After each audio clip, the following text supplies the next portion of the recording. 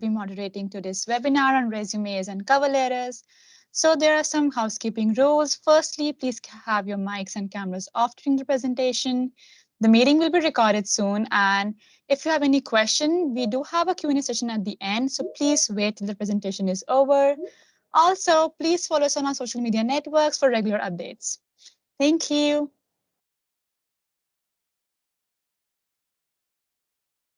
Thank you, Mancha. Are we right on the button there? 12 o'clock. So thank you, everyone, for coming and to the next webinar in our series and our ramp up to the Get Ready, Get Hired event. We're all really excited. We've been working really hard. And this webinar, as you can see, is on resumes and cover letters and some tips and tricks to get your resume into the short pile, basically shortlisted, and take it from there. So I am trying to. There we go. So first, I'd like to do our territorial acknowledgement, and with gratitude, we work, study, and live in a region south of the Fraser River, which overlaps with the unceded and traditional ancestral lands of the Kwantlen, Musqueam, Katzie, Semiahmoo, Tsawwassen, Kaikwet, and Coquitlam peoples.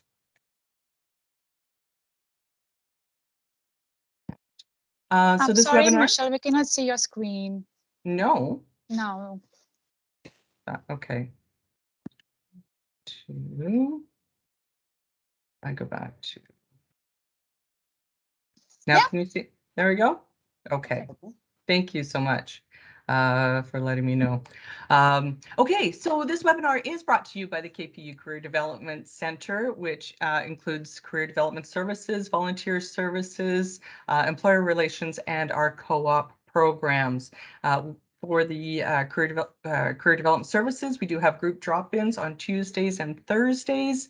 Our virtual chats is on hiatus at the moment, but we do offer in-person and virtual appointments. They run about 45 minutes long, and you can access those through Advisor Connect. And we're always open to answer your questions and inquiries. You can either give us a phone call or email us Monday through Friday, 9 to 4. For some reason, my pages aren't wanting to. There we go. Okay, so upcoming events through this, as we said, today's resumes and cover letters, but tomorrow we're doing the Resumania, where you can drop in with your resume and have it critiqued by a career professional. And then next week we have Get Ready, Get Hired on Wednesday on the Surrey campus, on Thursday on the Richmond campus. And then afterwards, we're going to run another webinar for interviews. I'm going to be doing that one. And we're hoping that you'll get these interviews from meeting and networking with the employers at the event. And let's go through an interview process, what to expect, some myths and tips and tricks on that one as well. Okay. Here we go. As Mancha said, we are on social media, and so Twitter, Instagram, Facebook, LinkedIn. We also have a YouTube channel as well, where most of our, we've mentioned this is being recorded, will be uploaded onto our YouTube channel, and you can just go into YouTube and search for KPU Career Center, and we're in there. Follow us for lots of fun and games and versus questions, and really get involved with your career development center, because we are here to help you with your employment needs, your volunteer needs, anything like that. So you can see all the updates there. Okay, let's get into it. So today's objectives. So what are employers looking for in a candidate? How to find out and see what a candidate really needs to show for a position, and what to do before you start writing your resume. There's a little bit of research that you have to do. Then we're going to break down a resume into pieces so you know what each part and what it should be reflecting. And then, as we said, we're going into a cover letter. What is the purpose of a cover letter? And we will break down the pieces of a cover letter as well. Okay, without further ado. So first thing I'd really like to clarify, I know there's a lot of information on the screen, but I want to talk about skills or skills and what they are. So when you do a task over and over and over, you become skilled at it. My daughter puts me in my place about this all the time, where I'll say, wow, you're really talented. And she goes, no, Mom, it's a skill, because she's worked at it. She draws a lot. So if you draw eyes or hands really well, you worked at it. It's now a skill. If you drive a standard vehicle, you've worked at it. You've stalled a few times, and it's now a skill. So these are the same things. When you work at a job, maybe it's customer service, maybe you're dealing with, cash balancing, inventory, stuff like that. You become, it almost becomes second nature. You can do it in your sleep. That is a skill. Okay, it's not just a task anymore. You're really good. People go, how come that's so easy for you? It's a skill. And then when you take those skills and you can use them in different places, for instance, customer service skills, just because you worked a front counter doesn't mean you can't work a front counter anywhere. You're going to take those skills with you. They're part of you now. So we look at those transferable skills when we're looking to change our jobs and what skills we can take with us. And hopefully that you're building on all those skills to get that employer position that you want. There's a difference in the skills. There's hard skills, which are those drawing and driving and the things that are learned. And then there's the soft skills, and those are your emotional intelligence and your personality traits. And we want to make sure there's a good balance in those, especially the emotional intelligence, excuse me, traits right now. They're really, really important to the employers, and most of the, if not all, of the surveys that are coming out from employers right now, they're really looking for emotional intelligence, and that, your empathy and your problem solving and those kind of skills. Okay. So going on. So I really want to get in this mindset of employer expectations, because your resume is not just a list or a laundry list of everything that you've done. You need to make it really tight so it's a match for the job and a match for the employer. So I want to kind of get in that brain set. So find your chat area. On your either on your phone or your whatever device you're on, and I'm going to ask some questions here, and I want to do a little bit of brainstorming with you. So pretend you're an employer right now, and you run, we're going to go to a trades question first. You're a carpenter, you have a carpentry business, and you're looking to hire a position. So I'd like you to type in the chat what kind of skills you as an employer would be looking to in hiring a carpenter. Match, I'll get you to read those out when they start coming in. Yeah, sure.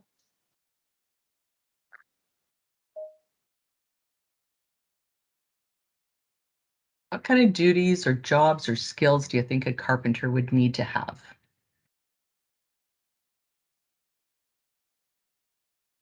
Okay, so Manvi says organization, Yes. and Prabpreet says attitude to work, Yes. A good attitude to work. Yes. and then Hafsa says problem solver. Oh, we got a lot of it. Yes. So we got problem solver, accuracy, detail oriented, easy trainable, using a hammer or saw, artistic, efficiency, carpentry skills, communication skills, attentive to details, interdependence. Oh, that's a great one. Yeah. Excellent. These are excellent. You're getting that list, and as you create your own list, you write them all down and then take the ones that match the employer and what they're asking for. Okay, let's brainstorm another one. Accountant. Okay, you've got a big accounting firm, one of the top accounting firms in Canada, and you have a position for an accountant that you're looking at. What skills would an accountant need?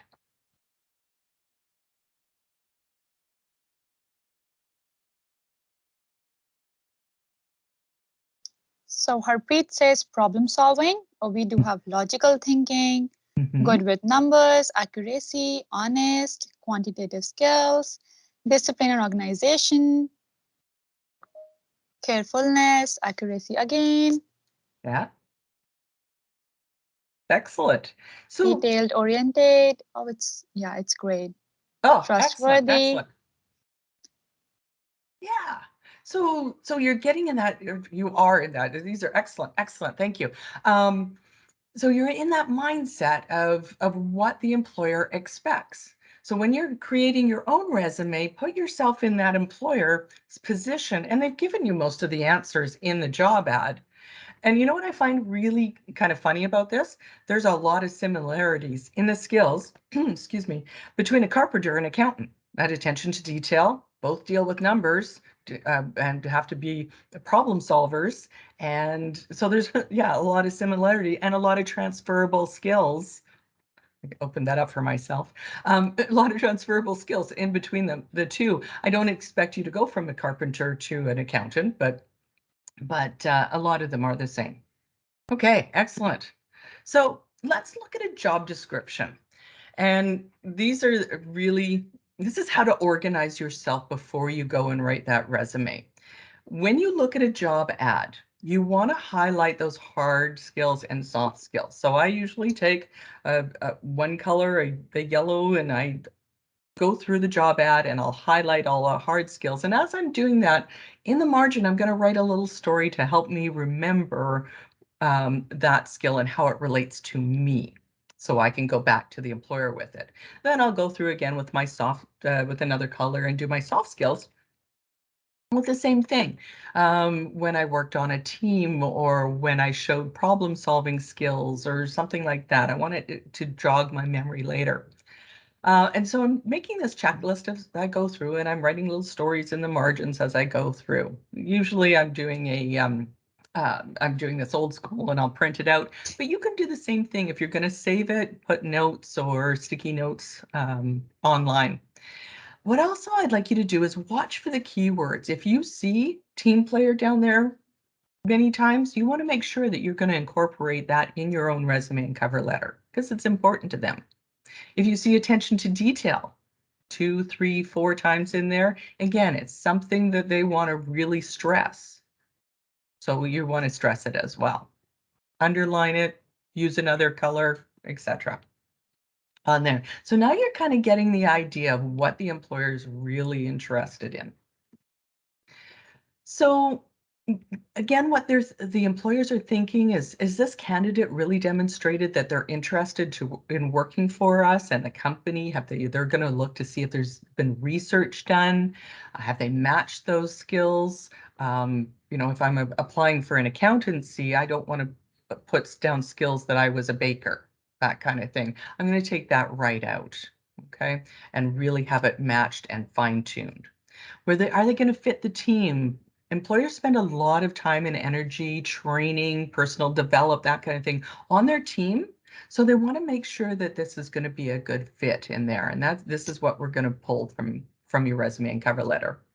Are they willing to work hard? And how you see that is, has the candidate shown that they've worked on things before? How long have they stayed in a position, or have they told about a project they worked on? Maybe if your GPA is 3.5 or higher, that you're, a hard worker in there. So that's how you can prove that you're a hard worker within your resume. And are they presenting themselves well? Look at that. I'm going to talk about this several times over this webinar. Make sure that that resume and that cover letter is formatted and balanced and even, because this is a presentation of you. You're marketing yourself. If it's all over the place and messy and you didn't take the time, then this is how the employer is going to perceive you. Okay? It's the only thing they have to go on right now. Okay, so purpose of a resume? It provides the employer with a first impression. It's your unique selling tool, and it lists your tools and how it's going to benefit the employer. So again, this is not a laundry list of everything you've done. You can take out all the fluff. It's not going to put you in better stead. It's matching and how you're going to benefit the employer. The employer has a need, and they couldn't find it internally. They couldn't find it through kind of friends of friends, or I know somebody who. They'd had to advertise, and that takes time and money and bunch of money, really. So they really want to know that this is going to benefit them. They can't go to their meetings, they're putting their own work on hold. So it's got to be quick and straightforward for them. It outlines your education, your skills, experience, interests, achievements, and accomplishments. And it illustrates your abilities to do that work. You're addressing it. They have the need, you're going to answer it on that. So let's break it down. So the header at the top has your name, obviously, and this does not have to be your official name. If your name's Michael and you go by Mike, please use Mike. Okay. If you want to put a middle initial, I go by my Michelle is my middle name, so I put a first initial. But make it easy to go by, and that when you sign out all your T4s and your when you get hired, those forms, those need to be your official name, but your name can be a shortened name or something that's easier. Your telephone number, I suggest just using one. Make sure that there's room on your answering machine, and we don't want to make it hard for them to find you. So just one number that it goes to you and you're going to answer, or you're going to be able to get the message center is great. An email address, again, a professional one, and a website. If you have your LinkedIn and it's up to date, better be, then you can put your LinkedIn in there as well.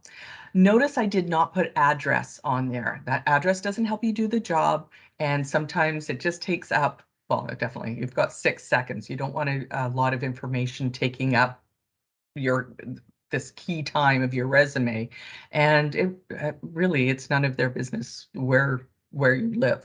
Okay, I need to contact you to come in for an interview. Name, phone number, email address. Okay, now use this letterhead on all of your pages. Use it for the top of your resume. If your resume goes to a second page, make sure your name and page numbers is on the second page. You can use like a header type thing if you want, or put this, copy and paste this in on page 2. But you're going to put this header on your cover letter and on your references letter. So you have a nice package going into the employer. I'll talk about references again in a second.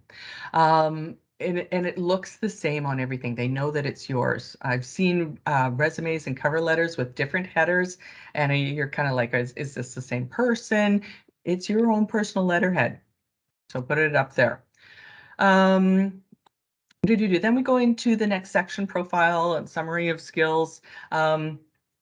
You can, I'm seeing this lately, and it's kind of getting me, where there's a template or where the skills are going down on the second page at the very bottom, and I have to hunt for them. We don't want to make that employer work for things. So if your skills are showing up you're using a template where they show up on the second page at the bottom, move them, get them up at the top. Again, you've got 6 seconds before sorry, tripping over my words, before an employer is making a judgment on whether they want to call you in or not. They're kind of going through the resumes or swiping left or swiping right kind of thing.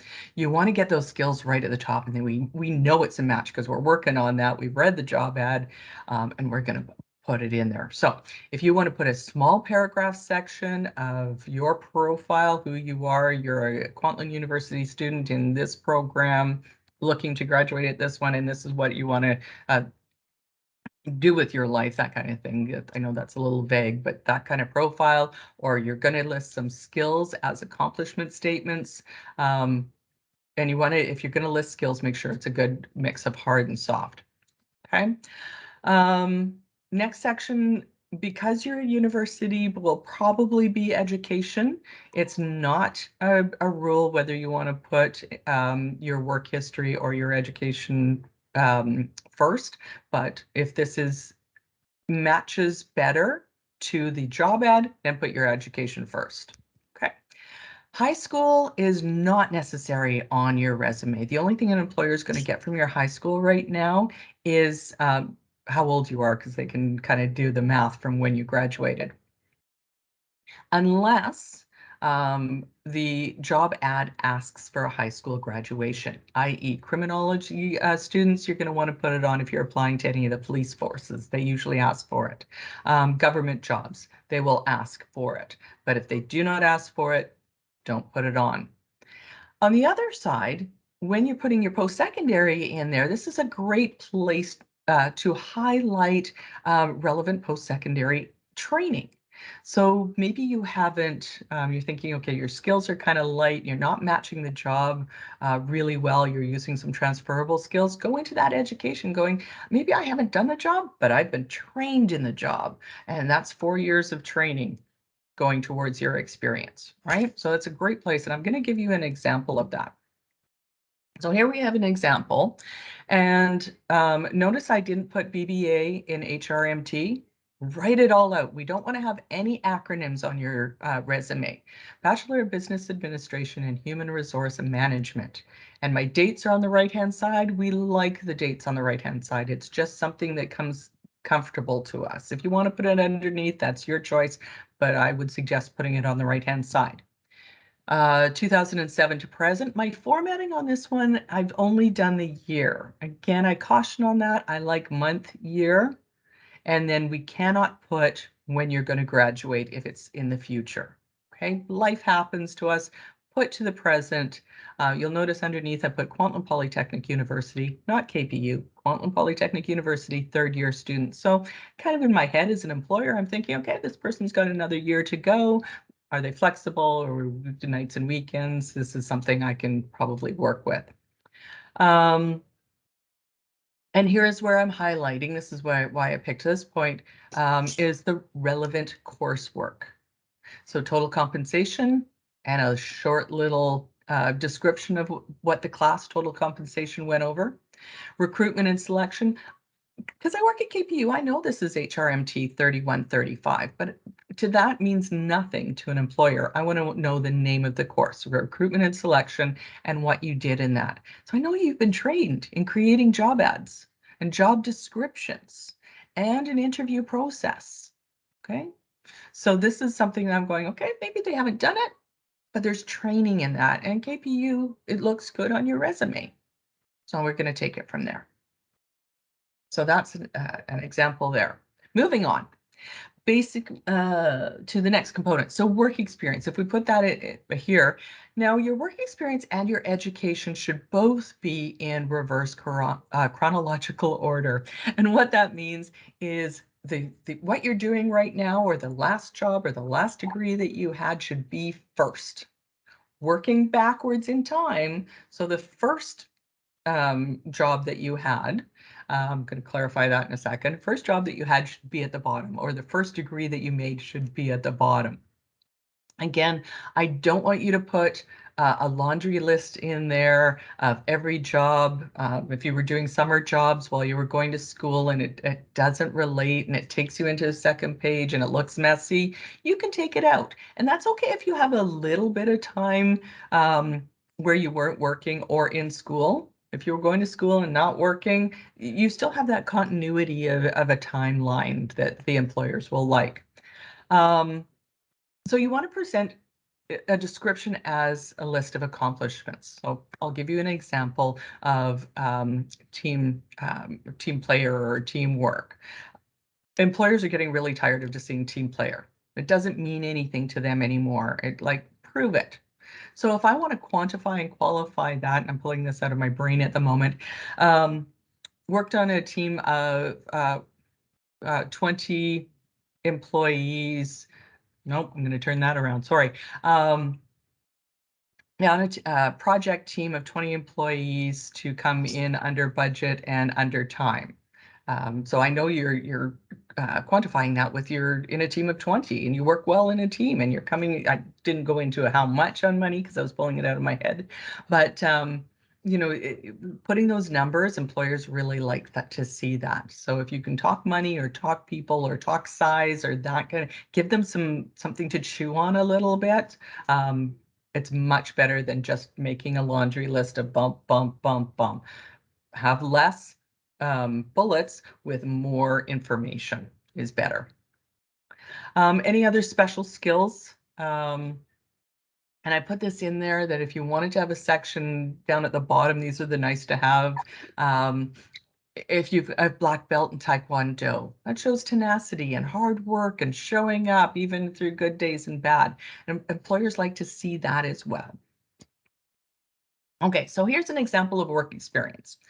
So customer service representative, I didn't write CSR.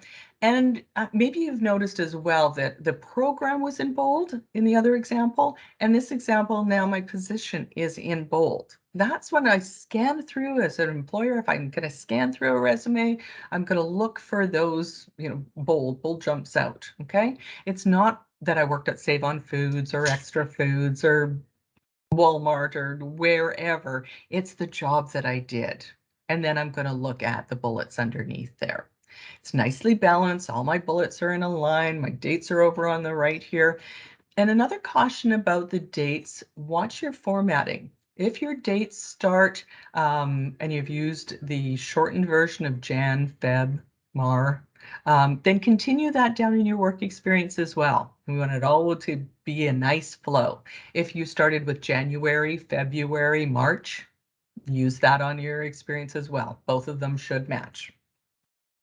Okay. Some additional headings. If you wanted an awards heading, volunteer experience is very popular in uh, for employers right now, community involvement, that kind of thing. Again, when you're if it's going to drag your resume over to like half of or a quarter of a second page, don't worry about it. This is just things if you need to fill up some room. And now I'd like to talk about references. References available upon request back in the day. Um, I want to say even like 40 years ago was popular. That's what we did. It's not done anymore. We know that if we want to reach out, that we can look at your references. So please do not put references on or even the line references available on request. Don't put it on your resume. Okay. What you're going to do is make that page to take to the interview with your header and your references listed on it. If you want to know how to set that up, send an email to careers@kpu.ca and we'll send you a copy of it. But please contact your references before or while you're applying for a job. And there's so many reasons. One, to let them know that you're looking for work. Okay, if they got a call from an employer and they're like, "Oh, I didn't even know that John was looking for work." It puts you in better sight if you've prepped your references. You want to make sure that their phone numbers and all the contact information, maybe they've moved on to a different business and their contact information is correct. And do they still want to be a reference for you? Maybe you want to update them. Okay. And what I usually do is I take a folder like this. It's got little pockets on it, and I'll put my references in that, and I'll take this. It's very neat and together, and I'll take that to my interview with my references in it, a copy of my resume, a cover letter, and the questions that I want to ask at interviews. And that's what you're going to learn at the next webinar after Get Ready, Get Hired on interviewing. But so take your references to the interview and make sure it's on that same header, because now you've got your cover letter, you've got your resume, you've got your references all on the same letter. It's a nice little packet for them, and they're like wowed and impressed. Okay, so layout. I'm gonna not be popular probably with this one. Please use Microsoft Word and no templates. Templates will keep you really trapped into where they want the information and how much information and the size of the information, and you're fighting here, there, and the other place. If you do it on Microsoft Word, you have the control to make it what you want. If you want to do a template for, a second or third or something else or something you're going to take in, go ahead, that's fine. But get all the information on a Microsoft Word document that you can manipulate on that. The other thing with templates is if you submit online and your resume goes through an ATS or an automatic tracking system. You never know how old that tracking system is, what it's going to read. Sometimes tracking systems don't read things in boxes. Okay, so all that information would be gone. It doesn't read color. So if your name is in blue, it might not show up. So they've got this great resume, but they don't know the name of the person it's going to. Okay, so it'll stop a lot of headaches if you just do a Microsoft Word. 2 pages max. I really like a 1 page. 1 page is straight and to the point right now. But if you have a lot of information, if you've been in the industry a long time and you have lots of education or experience, then yes, we can go to 2 pages. 1 page, full 1 page, full 2 pages, not a page and a half. We don't want a lot of white space. Okay, and then your references is your 3rd pages to go in. Use a 10 or 12 font, okay? Label your sections clearly and a little bit of space in there so I know when I'm going from education to experience or, from skills or down to volunteer. I want to know when I'm going from each section, okay? And then when you're in each section, make sure they're bite size and there's not that laundry list. I don't need everything. Just match the job ad, okay? And if you focus on a job ad, sometimes there's like 20 bullets. If you focus on those top 3 to 5 bullets, you're in the ballpark. Okay, that's where the match. The other ones are just the nice to have things, the other duties as assigned. Focus on those top ones. Keep it easy to read, well balanced, bullets in line. I'm sure you've seen lots of errors in mine already, in my presentation already. I have. A font that's easy to read. Verdana is becoming very popular. New Times Roman, I've heard, is getting a little tired on the eyes for employers. And you don't want to mix a lot of treatments. The rule of 3, right? So if you use bold, italics, and a regular font, you're good to go. Bold will jump out. Italics really detracts from the eyes. So on my own personal resume, my businesses I put in italics because again, it doesn't matter like really where, but it's the job I did. Okay. All right, I'm gonna switch over here because I think we're just moving right along halfway through. We're gonna flip to cover letter. So what is a cover letter? It is a vital sales tool. Now, if you see a job ad and it says do not send a cover letter, whew, then you got off easy. But if it doesn't say, then do it. Yeah, you want to err on that side of caution and send a cover letter because it really does introduce you. It allows you, I love cover letters after I got over the kind of scared part of it. I love cover letters in that it really allowed me to expand on a selling point and talk about, how I could be a really great benefit to them. You don't want to go on. It's just a 1-page business letter, but it really allows you to do that. So you can demonstrate that ability. Also, it is your written communication skills. So if you need to go through Grammarly and get them to go through it, if you need to send it to resume@kpu.ca and let us go over it, please do that because we'll look at that resume for you. And we're going to spark that interest for the employer. Okay, so making the connection. So what are your skills and qualifications and what do you have to offer the employer? Again, from that job ad. And here's a tip. Okay, I'm gonna have a squirrel moment here. Here's a tip. If you want to work for a company and there's no job ad, if you search for ABC company, the position and archived job ads, you can sometimes find an old job description that you can use for your resume and cover letter. Because there is a hidden job market out there that does not post any jobs anywhere. But if you want to work for a company, make an appointment. We'll go into that a little bit more detail, either with myself or Chantel, and we'll show you how that hidden job market and how to get in there. Because sometimes that's the easier way. Because when a job is posted, you've got a lot of competition. Okay, so if there's a company that you're just really, I want to work for them, let's meet and we'll do that. Okay, so you got the job posting, the duties are outlined, or the most important ones, hit for those top ones. Now, what I would suggest doing is grabbing one of the hard skills or one of the soft skills and really focusing on that in your cover letter. Um, and we'll talk about that in a little bit in a second. Again, you're linking the skills, and you're not going to mention anything that's irrelevant. Okay, we really want to hone in on this.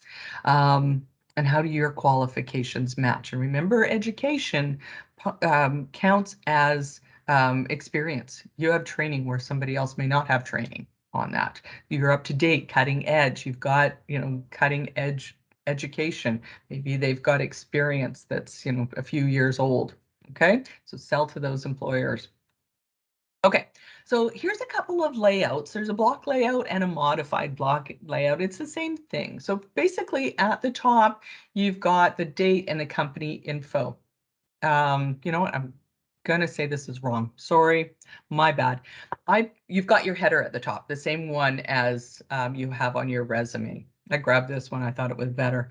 At the very top, underneath that, you're going to put the date and the company and info. So your address first, or your header first. Oh gosh, name, phone number, your header first, then the company info, and then you're going to go into the Dear hiring committee, that kind of thing. If it's a job ad, you're going to put your reference number in there, make sure everything's aligned left, and then you close out, best regards, make it business, and say cheers, that kind of thing. You're going to look at 3 to 4 paragraphs. Make it, if you can find the person on LinkedIn or on their business website, make it payable to them. It's not a check. Make it addressed to them. And same font as you used in your resume. And so that it all matches again. Gosh, that was awkward. But you can see what he's saying. See, it's a nice business letter setup. Okay, so first paragraph. I want to catch their attention. I want them to know that I know about them. Okay, so have I used their services? Have they, has it been a dream of mine? Do I know that they've been in the news for something that I have a lot of background in? Kind of doing that match. You want to warm them up a little bit. A lot of times we'll see that I saw your job ad in Indeed, da da da da da. I want you to go a little bit farther than that, and let them know how you know about this business, or that you've been following them on LinkedIn. You can also, if somebody told you about this position and they'll allow you to use their name, you can put that in the first paragraph as well. So John Smith told me about this position and that it matched my skills, and I'm going to, in the body of this letter, address those skills more eloquently than that. So in the second paragraph, we're back on those hard skills. Match those, one of those top skills of the top 3 bullets, and address one of them to say how you match with the company. And you can extrapolate on it, couple sentences, short paragraph of how that skill matches with you, and you can bring benefit to the company on that. And then we're going to, on the third paragraph, let's do a soft skill matchup. They're looking for somebody who has attention to detail. And then, let them know that you were on cash at your place of employment for the last 5 years, and you were, never had an outage at the end of the day or at the end of your shift, that kind of thing, if that's the match. I think you see where I'm going with that. And list examples and to let them know what's going on. And remember, they're also looking at your communication skills through this as well. So if you have, saying you have communication skills on your resume, and then you prove it through your cover letter, you've got a win-win there. Okay. The fourth paragraph, kind of wrapping it up, you're expressing your interest in the job or for an interview or to talk with them, that kind of idea. And then you're going to sign off, sincerely, best regards, something along that line with your name. And I like to put my phone number under my name again, just, to put it out there if you're not going to put it in your fourth paragraph. So a couple of times on your cover letter is a good match. Okay, some tips and tricks. Spell the name correctly if you're using the person's name, and I really strongly suggest and encourage you to phone the company. Pick up a phone. The only thing they're going to have is, maybe they'll have your name or your number, but I think they'll like that you phoned to ask more than getting it wrong. So phone and ask, I'm applying for this job. Is there a person who I should direct this to? I want to make sure it gets to the right person if it's not going to HR@abc.com. And how do you spell that? There's lots of different spellings of different names. You may have a name yourself that gets wrong. By Michelle, I get two L's all the time. And so ask how to spell it. Great. Thank you very much. And always say thank you. Like if it comes up again, we're like, wow, people that come by the Career Development Center, if they're applying to a job inside and they look at some of the flyers and folders we have out or take business cards. We have one gal still working for us right now that came in to get business cards so that they would have our name. Okay, you can find people on LinkedIn, you can find them on the websites and how to spell things. When addressing women, use the title Ms. You don't know if they're a Mrs. or a Miss, so Ms. will cover everything, and make sure that it's with their surname or their family name. I'm not Ms. Michelle, I'm Ms. Matyson. Okay, we're using it at that respect level. Okay. Project your confidence, but not too strongly. Make sure you're using a variety of action verbs all through your resume and your cover letter. You don't want to use the same action verb over and over and over and over and over and over again. It becomes kind of redundant. You want to, jazz it up a little bit. There's lots of lists all over the internet, and you can get them from us as well. Focus on what you're doing for the employer. It's about them. Sorry, another squirrel moment. I do this a lot. When you're talking about your summary at the beginning, sometimes people will say, I want a job where I can, make my skills better. It's not about you. It's about the employer. So you're looking for a position where you can bring these skills to help the employer grow their business or whatever they're looking at. Probably saying that wrong too, but just turn that focus onto them.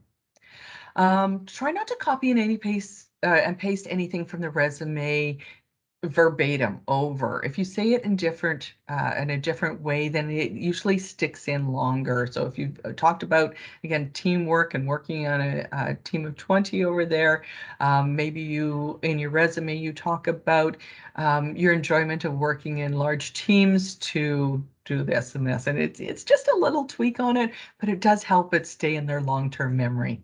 Okay. And again, as I say, if there's a contact that within the company, we all like warm contacts over cold contacts.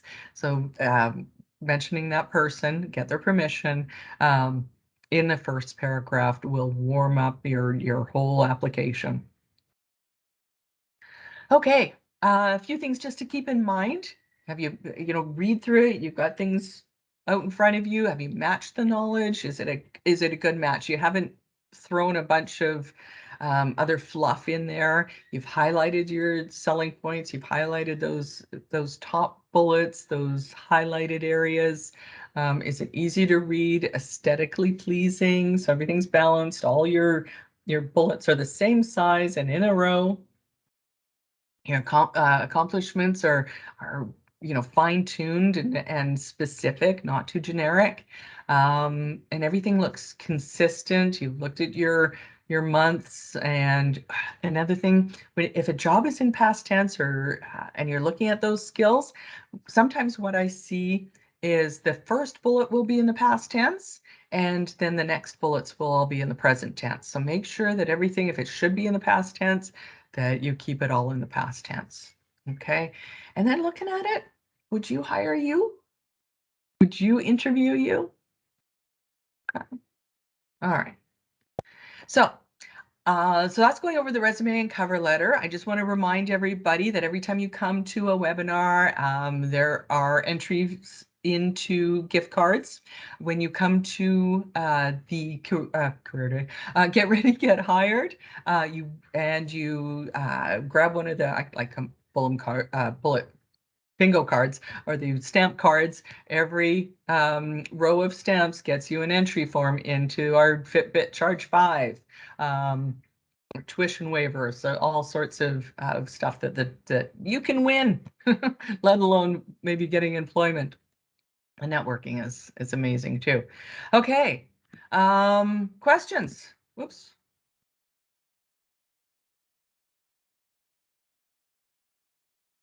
So how can I help? So we do have a question from Caitlin, and they're asking, what if we cannot find a name to write to? Yes, perfect. If you can't find it, then to the hiring committee, hiring team, please stay away from the dear sir or madam thing. It's old and passe. Hiring committee is a good one because it's usually a team. If it's a bigger company, there will be a team that you'll be looking at. Great question. Thanks. Yeah. Any other questions?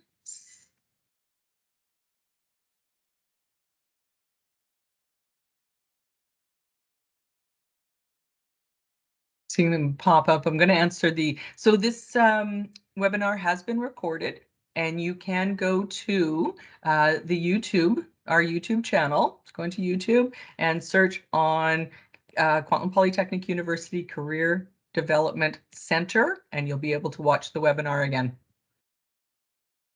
Oh, I'm sorry, Stop my and mic pause. wasn't working. Can you hear Oh, me now?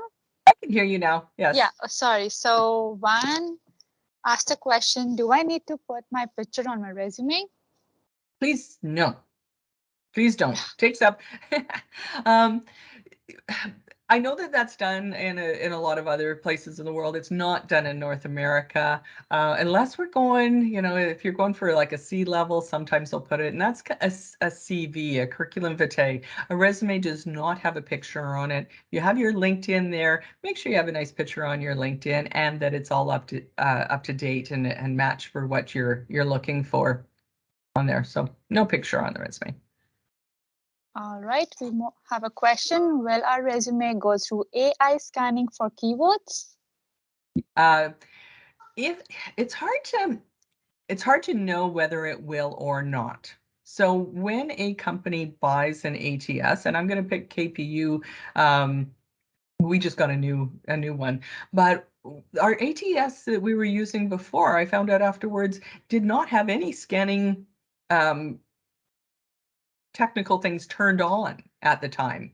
So it could be, it couldn't be, but wouldn't you rather be safe than sorry? So watch out for those keywords just in case, because you never know what functionalities they're using in their automatic tracking system. Okay, so we've got next question from Harpreet. Is it necessary to write grades in resume like for each course? No, I wouldn't do that. But if your overall GPA is, I've heard 3.5, but even like 3.7 and higher, let's see, you've worked hard. So I think that you can put an overall GPA in a bracket beside uh, or your first bullet maybe, but yeah, not for each grade, no. Okay, so the next question, what's the layout for education in the resume? Well, I did give an example of that. I personally like, there's a little, some tweaks. You have your program on the first line in bold. Then you have your dates over on the right-hand side, month, year, dash to present. If you've graduated and you've earned your degree already and there's an end date, you can put it in there. But if it's still open, it's always to present. Okay, then the next line I put just in regular font, the school, Kwantlen Polytechnic University, and then relevant courses, and pick three courses. And again, like your skills at the top, that's your meat and potatoes there. The courses underneath, you've got, maybe you need a little bit more. That's a gravy. That's nice to have for those employers. So pick them carefully. All right. So, what are your thoughts on a functional resume? Experience grouped by a function rather than the chronological resume in the case of people with many overlapping jobs. Excellent question. Personally, and I know it's not always, you don't always like to hear this. Employers, we like to see dates. We like to, it's something easy for us to kind of look at first. So functional, I mean, it has its purpose. I think I'd probably like to sit down with that person, but let's work with a hybrid of and a combination with some functional and some chronological in there. And listing out those skills, as long as we are expanding on the skills to benefit the employer. So we're not just listing team player, problem solver, this thing, we're expanding on what you did. I think it still can work.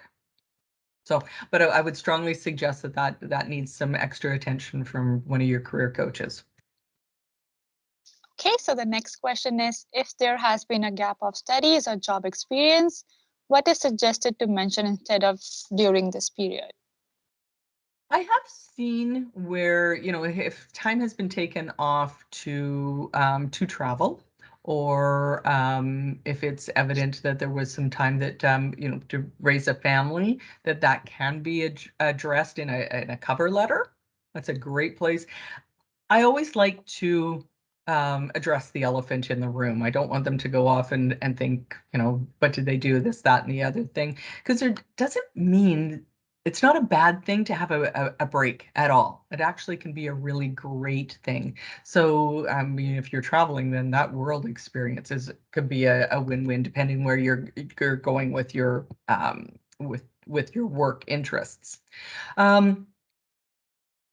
Yeah, it's not necessarily a bad thing anymore. And the other thing I would like to poke on is it used to be old thinking. And sometimes students have a hard time getting this through with their parents, is that if you are moving from job to job within 2 to 5 years in a job and then moving to another one, it's not a bad thing anymore. You don't have to stay in a job for 30 years. If you're hopping every 2 to 4 6 months, then it can be a little bit of a red flag.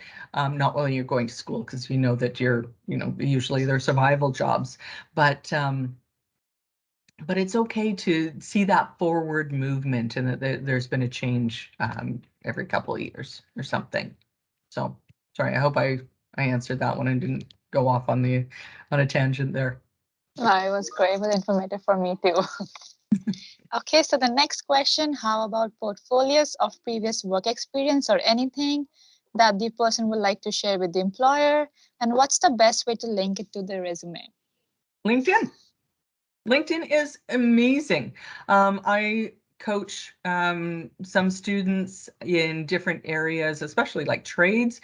You can upload yourself doing a MIG weld, a TIG weld. You can upload yourself teaching a class focused on you rather than the students. You can focus on whatever you're doing. If you have to, do something per se, you can upload a YouTube. You can upload blogs that you've written. You can upload, anything that's published onto your LinkedIn. That's what it's all about. And you will get searched on LinkedIn. It's almost getting where employers are getting a little nervous now if they don't find you on LinkedIn. So you might as well put it out there, and then they can see what you want. It's great for, uploading those examples, etc. And then you put your LinkedIn on your resume cover letter in your header. Something else you can do is sometimes not sometimes, all the time, when you sign up to LinkedIn, you get this kind of cryptic name, dash, letters, numbers, etc. You can go in and change that to, like, mine is Michelle Matyson, and but you can change your URL. So reach out if you need help with that.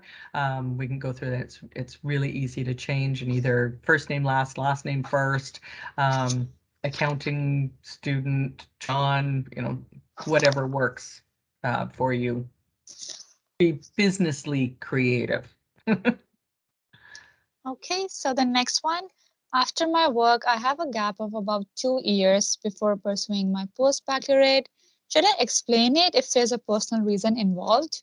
No, no, 2 years isn't a, a big thing anymore. I wouldn't worry about it.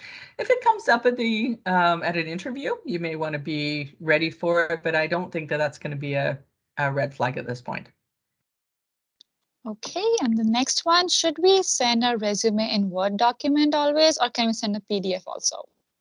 I would save it as a PDF and send it in as a PDF. Yeah, you don't want Okay, them. Yeah, sorry. and the last one, can we upload our e-portfolio or blogs we created during our coursework on LinkedIn? Is it relevant?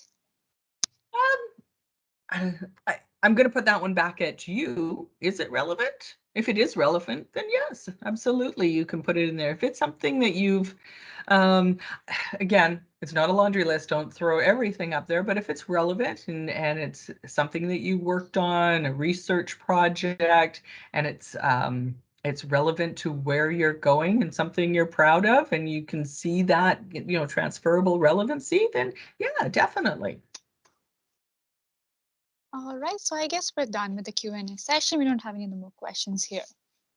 I want to thank everybody for coming out today. I know that you're all busy and in classes and studying and getting projects done. But thank you for taking the time and coming to the webinar series.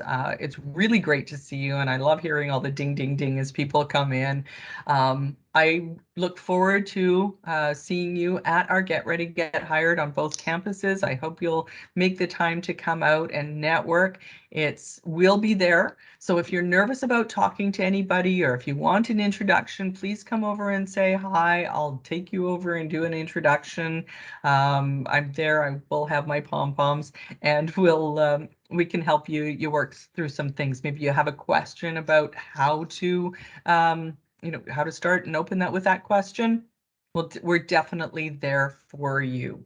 So I look forward to seeing you come out and meet these employers that are taking time out of their day as well. Thank you.